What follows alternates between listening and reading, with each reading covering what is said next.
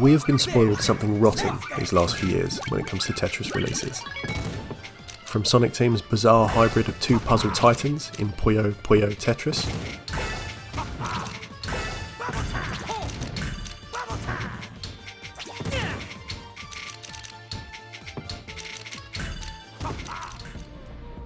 to the mesmeric 2000s optimism of the Mitsugushi-helmed Tetris effect.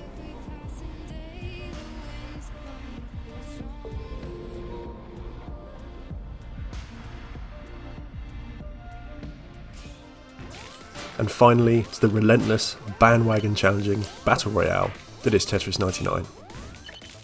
But Hard Drop isn't really about the top tier. Hard Drop instead aims to highlight unique takes on the Tetris formula, some successful, some not so successful, but all informed by and attempting to iterate upon Alexei Pajitnov's seminal block-dropping puzzler. From Russia, with fun! No one had a Sega Saturn. Coming off the lukewarm reception to the Mega CD and then 32X, Sega's proper 32-bit machine was pretty much doomed from the moment the system's designers bet the farm on 2D sprite-based games remaining the future. Western audiences never really took to Sega's machine, and as more and more gamers chose the Sony PlayStation as their generational choice, the Saturn's fortunes plummeted. It did, however, maintain a reasonably healthy life in Japan. Owing perhaps to the arcade culture of the country, the Saturn would be a hit with fans of 2D fighters, boutique shoot-em-ups, and other arcade curios. Tetris S is essentially a port of 1988's Tetris, an arcade version of the massively popular puzzler. Although Tetris was ubiquitous, at least in the West, as a handheld title, largely responsible for the Game Boy's meteoric sales, Japan's relationship with the game was tied far more deeply to its arcade roots.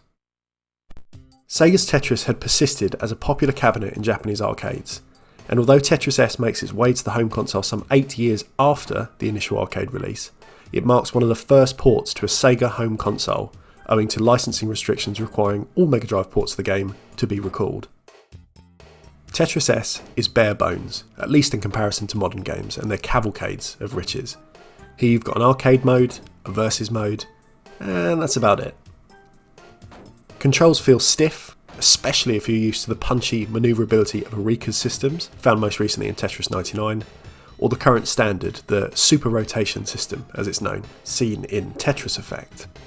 For most players these variations won't mean much, but in practice Tetris S and the Sega arcade rule set means that certain pieces behave awkwardly when pressed against a wall, gravity feels weightier, placement of tetraminos feels stickier, and the ability to quickly twist a piece as it's released is hamstrung for the first few frames of its descent. Playing the game casually in 2020, I find my runs are littered with simple errors. You can learn to accommodate this more historically faithful setup, but I don't really know why you'd want to. These days, the Tetris Company, as wider gatekeepers to the game's myriad releases, take a far greater interest in ensuring relative parity in any given game's movement rules, meaning that motion, rotation, and wider comfort options like guide pieces, next piece stacks, and hold options are mostly consistent between titles. In 1996, this just wasn't the case, and playing with the benefit of hindsight can be a deeply frustrating experience. As for the game's aesthetic, Tetris S features the first home console appearance of Sega's Tetris mascot, a weird monkey seen here dancing alongside your well. Behind your groovy primate are colour-compressed images of Venice. Many early Tetris ports lent heavily on the game's development in the Soviet bloc, and would often feature Russian folk music, hello Tetris song, or Moscow-appropriate architecture like St Basil's Cathedral as its primary theming.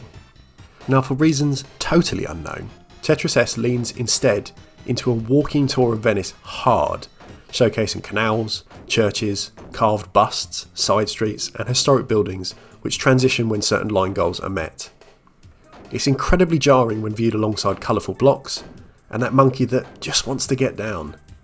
It's also a design choice that I would love to get to the bottom of. Are these snapshots from one of the developers' holidays? Was this an early archive of stock photography that developers were offered cheap?